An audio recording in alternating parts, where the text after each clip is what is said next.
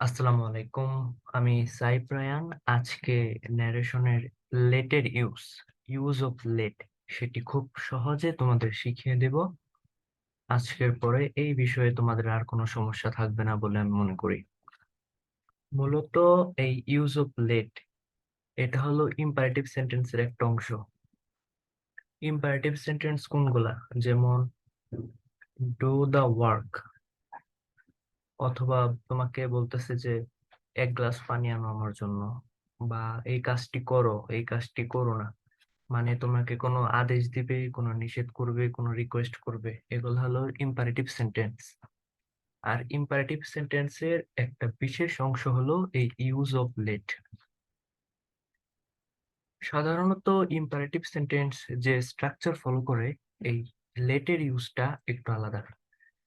Imperative sentence এই লেটের ইউজটা কিভাবে হয় সেটা আমরা দেখাচ্ছি। কোয়েশ্চেনে বা ডিরেক্ট সেন্টেন্সে যে সেইড বা সেইড টুটা থাকে, তা যদি তুমি লেট লেট দিয়ে অ্যান্সার করতে চাও, তাহলে তোমাকে সেইড অথবা সেইড টুর পরিবর্তে বসাতে হবে প্রপোজড অথবা সাজেস্টেড, এন্ড তারপর কমার পরিবর্তে বসাতে হবে দ্যাট। এই যে দেখো, এই জায়গায় কি আছে? I said to my friend, let's have a walk. আমি আমার বন্ধুকে বললাম, চলো একবার হেঁটে আসি।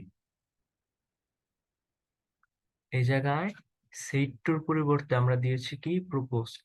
সেইটুর পরিবর্তে আমরা প্রপোজড দিয়েছি। যে আমরা উপরেই বলেছিলাম যে সেইড অথবা সেইটুর পরিবর্তে প্রপোজড বসবে।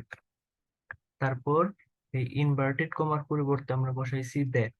ইনভার্টেড কমার পরিবর্তে কি বসানো হয়েছে? দ্যাট। এই যে জায়গায় লেখা আছে যে ইনভার্টেড কমার পরিবর্তে দ্যাট বসাতে হবে। তারপর আরেকটা ইউজ করতে হবে, সেটা হলো এই যে লেটস বা লেটাস। এটা লেটস আছে, এটা সংক্ষেপে এটার পুরো ফিল ফর্মটা হবে লেটাস। তো লেটাসের পরিবর্তে আমরা কি বসাবো? যদি একটা ফার্স্ট পার্সন থাকে পুরো সেন্টেন্সে, তাহলে আমরা বসাবো উই শুড।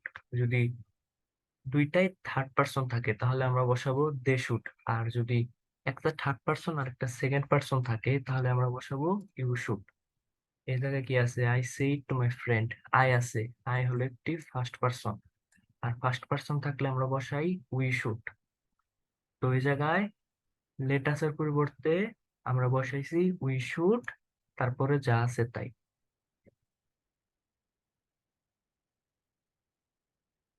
আশা করি তোমরা বুঝতে পেরেছো।